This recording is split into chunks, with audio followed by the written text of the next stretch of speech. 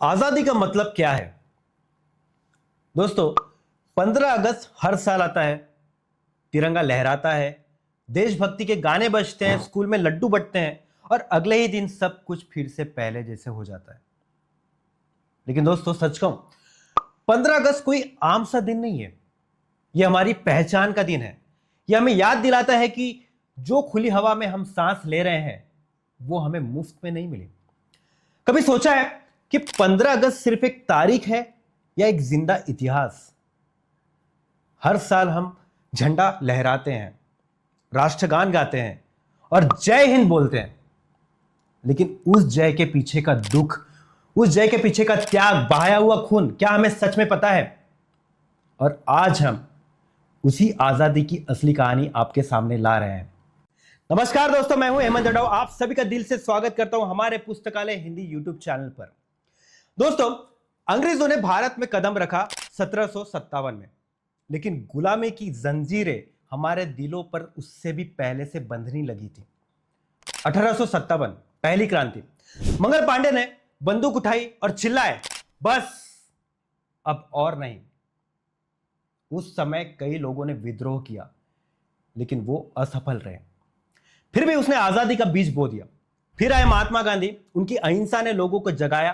चंपारण, दांडी मार्च, असहकार आंदोलन, उन्होंने अंग्रेजों को शांति के रास्ते से ताकत दिखाई। लेकिन सिर्फ गांधी जी ही नहीं, भगत सिंह, राजगुरु, सुखदेव हंसते हंसते फांसी पर चढ़ गए।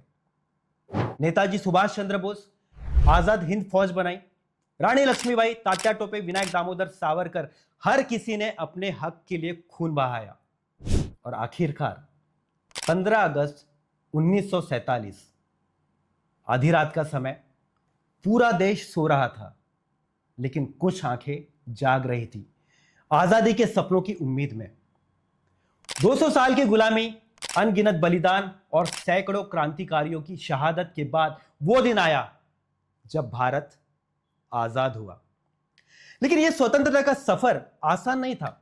1857 में मंगल पांडे ने स्वतंत्रता को शुरू किया।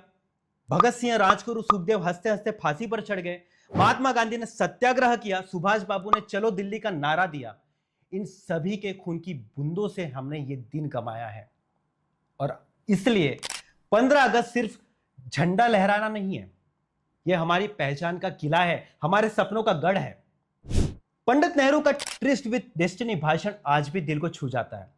उनके एक मशहूर लाइन है, at the stroke of the midnight hour when the world sleeps, India will awake to life and freedom. ये शब्द सुनकर आज भी रोंगटे खड़े हो जाते हैं।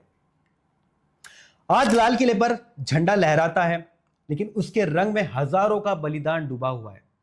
इस तिरंगे का हर रंग, केसरिया, सफेद और हरा, हमें त्याग, शांति और समृद्धि की याद दिलाता है।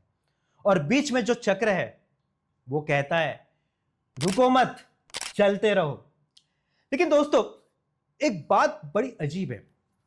स्वतंत्रता मिले 78 साल हो गए, लेकिन हम में से बहुत से लोग आज भी गुलाम हैं।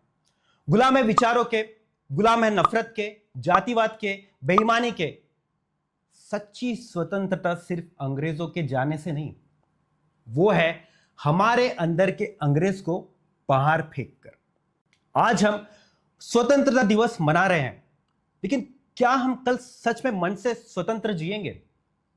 हर किसी को सोचना चाहिए कि देश के लिए एक बार फांसी पर चढ़ना एक बात थी, लेकिन रोज ईमानदार रहना, देश के लिए अच्छा काम करना, यही सच्ची स्वतंत्रता को बचाना है। देखिए दोस्तों, स्वतंत्रता सिर्फ सत्ता का हस्तांतरण नहीं है, वो है जिम्मेदारी की समझ। एक बात सोचिए, 15 अगस्त को अगर हमारे क्रांतिकारी आज फिर जिंदा हो जाए तो वो हमें क्या कहेंगे? वो तिरंगा देखेंगे, राष्ट्रगान सुनेंगे और फिर पूछेंगे, हमने तुम्हें अपना सपना सौंपा था, वो सपना आज भी सिर्फ सपना ही है क्या? देखिए, आजादी का मतलब सिर्फ सरकार बदलना नहीं है, बल्कि हम सब मिलकर देश को बेहतर बनाना है। और इसलिए इस 15 अगस्त को सिर्फ झंडा फहराने के लिए नहीं, बल्कि अपने अंदर बदलाव लाने के लिए खड़े हो जाइए, क्योंकि देश की असली आजादी हमारे विचारों की आजादी में छिपी है। खुद से एक सवाल पूछिए, देश आजाद हो गया, लेकिन मैं क्या मैं सचमुच आजाद हूं? और हां, इस बार खुद से यह भी पूछो, क्या मैं सचमुच देश के लिए कुछ करता हूं? अपने दिल से निकला जवाब नीचे कमेंट में जरूर लिखें। और ये वीडियो कैसा लगा ये भी हमें बताना ना भूलें। लाइक करें, शेयर करें और सब्सक्राइब तो बनता है। तो दोस्तों अगले वीडियो में मिलते हैं, तब तक के कुछ ना कुछ पढ़ते रहिए, क्योंकि पढ़ोगे तो बढ़ोगे। और याद रखिए, देश कोई सरकार की चीज नहीं है, देश तो हम है। जय हिंद, वंदे मातरम।